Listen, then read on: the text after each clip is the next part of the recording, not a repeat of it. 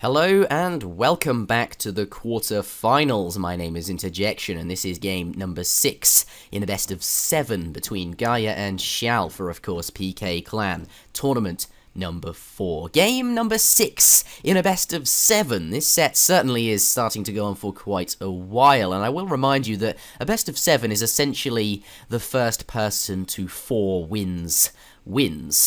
So, Garja here in the south of the map, playing the Iroquois for the second game in a row. In the colour red today, the first thing he has done is sent his explorer straight over to this trading site, wants to get that up ASAP, of course. We have heard this story many times before, wants it up before the trade Travelers man passes so that he can therefore get the XP sooner rather than later, and therefore send his first home city shipment sooner, which will be three settlers, which will give him a nice food boost and help him click up a bit sooner. But he is sitting quite comfortably on 3 wins at the moment. Or is he? Comfortably being the issue here. Looks like he's converted an alligator there, not too bad. Going for a 105 coin treasure. I'd like to look over here. Attacking a native, well, his Discovery Traveler is being attacked by a native scout. Is this an issue for him?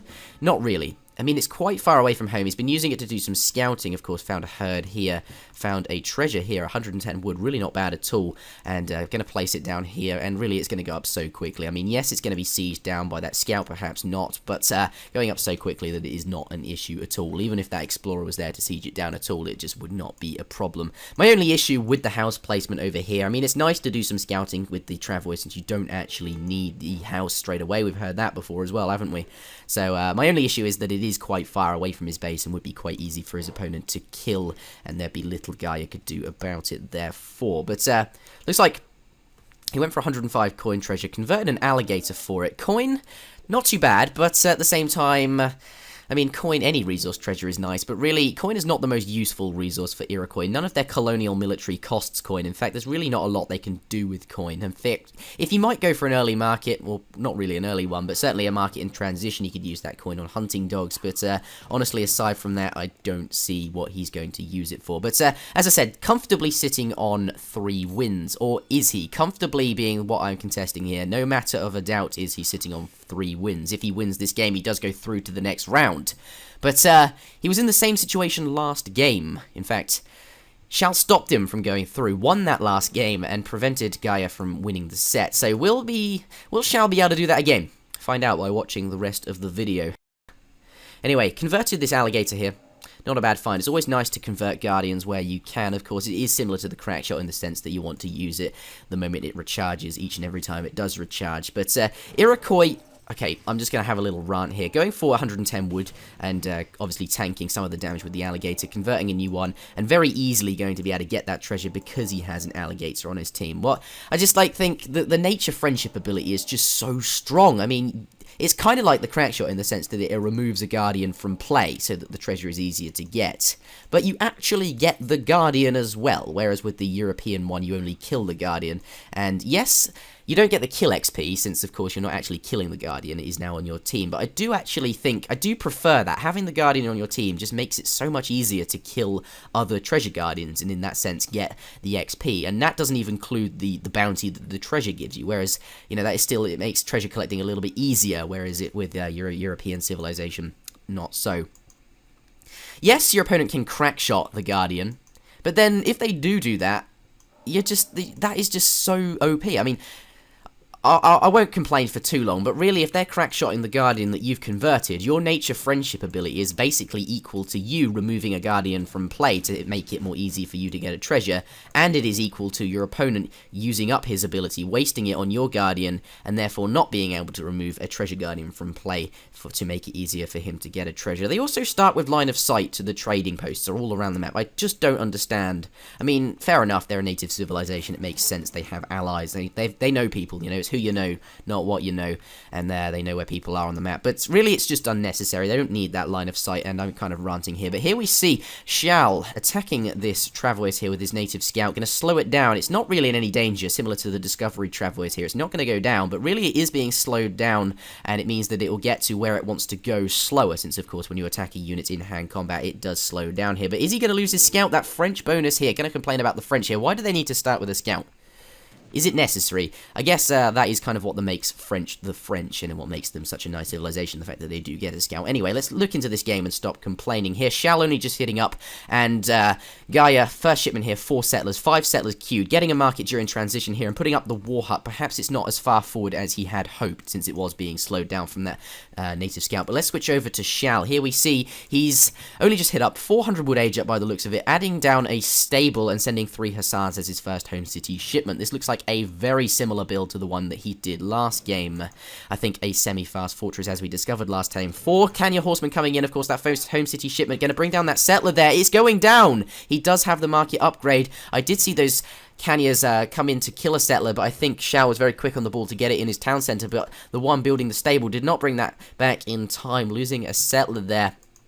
And a nice advantage. 3 hussars just popping out.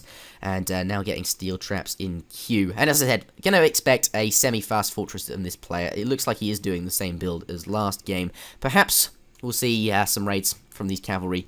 Really, I find it questionable how useful 3 cavalry is going to be early on. But then again, you are up against the Iroquois. And I guess if the 4 Kanya horsemen do come into your base like they are now, if you have your 3 hussars which you pop from your home city, and the 5 from the stable there, you could quite easily snipe these off, and if you manage to kill that, I guess, Iroquois war chief, that is really a nice bonus as well, but only speculating here. Of course, if you're able to kill that, really nice bonus. That gives you 10% HP to everything, but let's switch over to Garja and see what he's up to. 4 settlers in queue, though, for the French player here. A little bit of conflict going on. Those 3 hussars coming to do some damage. Of course, they feel as if they are backed up by the settlers here, which have 11 range damage since they've been upgraded by blunderbuss and also the town centre fire. But really, they're going to go down since 4 Kanya horsemen combined with a bunch of tomahawks. Those cavalry are having a little bit of an issue here, though. I believe we saw some raids. These cavalry forcing 7 settlers into the town centre. I'm unsure if any went down, but certainly these 7 settlers now idle and going to have to walk all the way back to his base. Perhaps even the Iroquois player will feel a little bit threatened by the fact that there are 3 hussars over here coming in to kill a settler. Is it going to go down? Is he going to get another settler advantage? No, not quite. But as I said, perhaps these 7 settlers, he doesn't want to, collect these herds now because he could lose some units and that wouldn't be too good for him. Here, just sieging down this stable, taking damage from these Carreras, which is not great. They have 11 ranged attack, and I believe, let's switch over to Challe and see if there are any units in that town centre. 7 units. Is it worth sieging down this stable? Yes and no. I mean, the stable is only worth 200 resources, and each one of these tomahawks is worth 100 resources, and the amount of tomahawks he's lost sieging that down clearly is more, or equal to more than the stable is actually worth. Now calling his Minutemen, cancelling them at the last moment, though, doesn't feel as if it is worthwhile. I kind of agree with him there. Not a great use of Minutemen, since of course he would easily be able to run these tomahawks away. If he had his cavalry back here to slow the units down and force the tomahawks to, kind of fight the cavalry off before they'll be able to escape from the Minutemen, perhaps. Is he going to lose another settler here? This one on low HP, is it going to go down? Yes, it is. Unlucky there. But that stable going down. And I do kind of think that, yes, it's not that worth it in the sense of the amount of tomahawks he lost killing it, but then it is 200 more wood that Challe is going to have to replace at some point in the Fortress Age, and where is he really going to get it from? I mean, he's going to want all of the resources, food and coin that he can get to train military units here. Anyway, Garja here in red, just gonna sit around in his base, stop these units from collecting the resources they need. Of course, the French player's shipment order was 3 settlers in age 1, as we all know. He got that early market, see steel traps, we saw hunting dogs, etc, etc. That was his early game play, a nice economic thing. But then sent, I believe, as we saw, 3 hussars, followed by 4 settlers for a nice economy, and then 700 coin to help him age up. And the 700 coin hasn't quite arrived here. Garja, if he keeps up the pressure, will just be able to stop Challe from really collecting any resources at all. And if he just keeps adding tomahawks, perhaps a, cavalry, whatever he wants to add in to this player's base, there's no way that 700 coin would be able to collect it up, and it would just be GG. But we'll switch over to Garja and see exactly what he is doing. Over here, coming in with some more settlers, hussars to do some raiding. Haven't been keeping my eye on this point, and really I perhaps should have done by turning the fog of war off. I will take a look at their settler counts and compare in a moment. But as I said, perhaps he feels threatened by the fact that there are hussars on the field. It's a really nice thing to have, those 3 hussars, but perhaps not, since he is, of course, collecting here, bringing back his 4 Kanya, and perhaps that's why he's risking it. But it doesn't look like he's adding in the pressure, and I think Challe just going to be able to click up no problem. Yes, he's got the Exiled Prince in queue, and I honestly think he'll be fine now. If Garja had just added some pressure, then Challe would have been in a bit of a problem, and it could have been just GG, straight up like that. But I think here, as I said, I mentioned last game that just pushing, pressuring someone doing a semi-FF can be kind of risky, since the moment Challe hits up, he will pop out 8 skirmish. Well, not quite straight away. When he gets his first shipment, he'll send perhaps 8 skirmishers, could be 3 cuirasses or even 5 dragoons. Though I do expect skirmish, since of course skirmishers do good damage versus tomahawks, and you could combine that with minutemen and the settlers, as I said before, and just force you out of his base. So perhaps a bit risky, and instead I believe Garja here going up with 600 coin here, going to go up with go up to the Fortress Age himself to compete, which is a lot safer. His build order was 3 settlers in age 1, as we know, followed up by 4 Canyon Horsemen as his first colonial age shipment to do some raiding, and I think they did a good job. Killed some settlers and the such. Followed it up with 5 settlers for, of course, the nice economy. Could have still gone for an all-in kind of aggression there. Well, not all-in aggression, a timed push. Of course, the 5 settlers would be generating resources, could send 6 tomahawks, and then perhaps if he'd sent, I don't know, 7 hyena, maybe the 600 wood. I have said this last game, but I do honestly think that this would have been a better decision this game, judging by the fact that Challe did not even have all of his food, and the coin hadn't even arrived. If he just had units in this base, I mean, the 600 wood, he could build a corral and start training some Canyon horsemen, which of course do cost wood. I said that last game as well, and then, I mean, it is hard to pressure the France, since, of course, their settlers are very strong with 11 ranged damage. They do resist a lot of damage. 40% ranged resist with 243 hit points. It is absolutely crazy here. A little bit of conflict over here. That Hussar going to go down.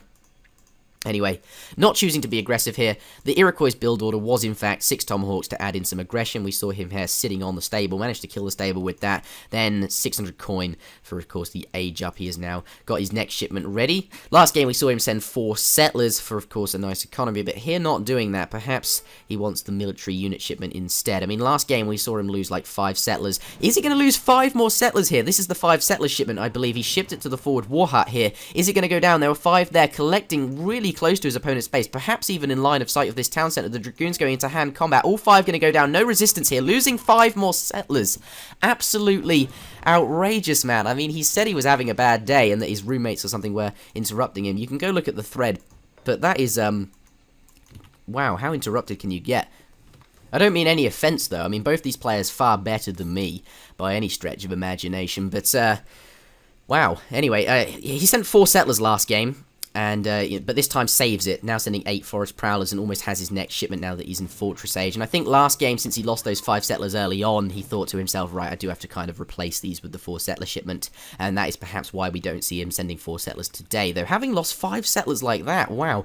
And a very similar kind of story, but a little bit later on in the game. Anyway, 8 Forest Prowlers about to pop, training 5, therefore he will have 13 Forest Prowlers, a really nice amount of units to have. He also has those 3 Canyon Horsemen still on the field, running around, constantly doing raiding, and it's just so nice to have those cavalry. Here coming back to reclaim the War Chief. Is it going to go down? Only just reclaiming it, and now it's going to lose some HP. He's going to use the crack shot here. Take a look at the damage it did. Absolute. That is another reason. Why does the War Chief need a crack shot? Iroquois have all these unnecessary bonuses, and I think they would be... I don't know, I'm not going to go into a balanced discussion here, but coming in with the Tomahawks and the Elite Forest Prowlers to do some damage. Now shipping 5 Musket Riders and training some Musket Riders from the stable as well. Of course, the Iroquois' best Fortress Age shipments are 8 Forest Prowlers and 5 Musket Riders. Of course, these are really nice units, very hard counters to what they are, but... we'll see what he's going to do. Of course, as I said, didn't want to rush in. He's going to meet the French player in the Fortress Age. We'll switch over to the French player and see what he is doing. First shipment, 5 Dragoons, which is interesting. Has not added in a stable, therefore it's more understandable for me now. Here, 5 settlers, sorry, 5 skirmishers, a little bit out of position. Are they going to go down? The Musket Riders, of course, 5 Musket Riders... should do fairly well against the skirmishers, especially backed up when the rest of the Musket Riders appear like that. Those skirmishers probably going to go down, not too good. But as I was saying, sent 5 Dragoons as his first Fortress Age shipment there. Probably because he doesn't have a stable and needed some Dragoons. But here, those cannons, I don't know, could he engage here? It's a now or never kind of choice, and it looks like he's gone for the never. Well, it's not really now or never. It's now or...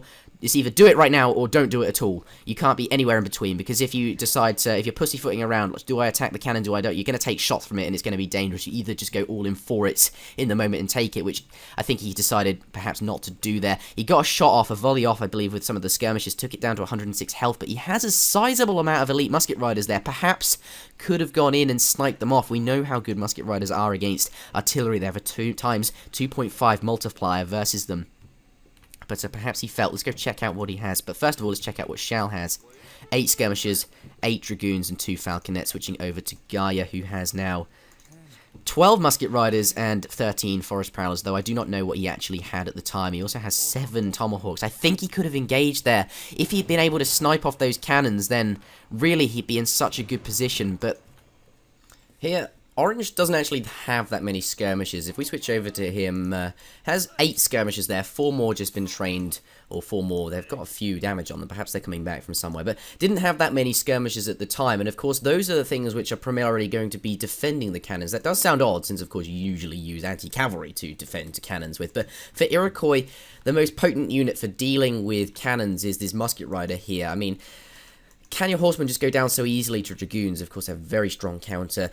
Elite musket riders do take ×2 from skirmishers, since of course they are basically dragoons. But yeah, I think didn't really have as many skirmishes as he could have done, and I think because of that could have gone in there earlier and perhaps sniped the cannons. But here taking a lot of damage on those elite forest prowlers from the cannons here, bringing the musket riders over. They're on the wrong side, having to walk them across, take damage from, of course, the skirmishers here. Taking out the wrong cannon, though. The other cannon already has half health.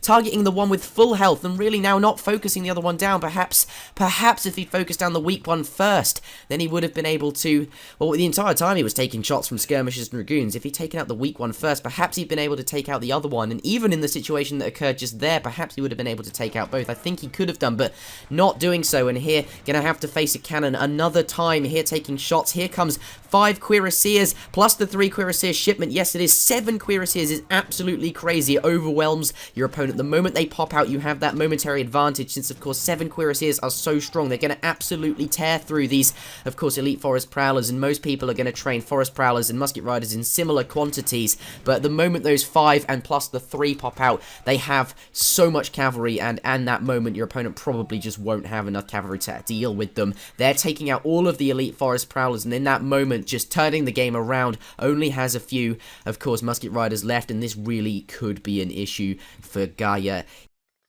Sending 8 skirmishers from the French player's home city, has a large kind of mass now, taking out some settlers here. Gonna force him off the coin, having a kind of a resource issues here as well, unable to collect. I'm going to switch over to him in a moment, but 26 settlers here. Let's bring up the calculator. Of course, we need to do that calculation to work out how many settlers he has equivalent to, since, of course, they do gather slightly more quickly and do cost more and take longer to train and such. 32.5 settler economy equivalent. Switch over to Garja. Here we see 30 settlers. The French player in the lead by 2 settlers with regards to economy via settlers. Also has steel traps, whereas Iroquois do not get steel traps. They cannot research that at their market, only has hunting dogs. And at this point in time, the French player has a clear-cut score lead here, definitely outmassing him with regards to military. What can Garja do? He has a cannon, or at least half of a cannon, to deal with wherever it is. Somewhere in the map. Perhaps he did deal with it without me noticing.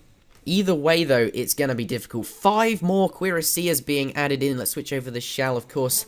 His economy is collecting food and coin right now, whereas Garja's not so great. And having to train, you know, some Kanya horsemen here by the looks of it. Shipping 5, 6, and 5 Kanya horsemen, of course, the only decent, well, I mean, all of the Iroquois shipments are fairly alright, but the best ones, 8 forest prowlers and 5 musket riders, have been used up. Having to train Kanya horsemen here, and Kanya horsemen would do fairly well against the skirmisher mess, though, but calling GG right there. Challe takes another game off Garja. We're going to go into a 7th game on this best of 7. That will determine who wins the set. Garja not being able to win this 2 times running. Challe taking it back from 2 games under. Who's going to win the next one? But let me finish my analysis here. These Kanya horsemen, yes, not great, since of course they are not even elite. They're just regular Kanya horsemen. Don't have that 20% attack and hit points. They would do fairly well against the skirmisher mass. Of course, there aren't actually that many dragoons remaining, and therefore his elite forest prowlers could take them out. But when that's just ignoring the cuirassiers in a straight up cavalry fight here, cuirassiers do 30 hand damage, right? Kanya horsemen only do 27. That's cuirassiers do more, and it looks like there's fairly even numbers there. Plus, cuirassiers have almost double the hit points and do area damage. Absolutely crazy, and it just looks like he was thinking, okay, I'm not going to resign straight up, even though I probably ought to. Going to see if I can get back in this. Of course, this game is worth a lot. And perhaps if he'd been left alone, he might have been able to get back into it, since the economy would start to pick up and maybe some kind of magic would happen. But really here, just sees the cuirassiers and calls GG, not having any of it here. Join me in the next game. My name has been Interjection, and I will see you next time.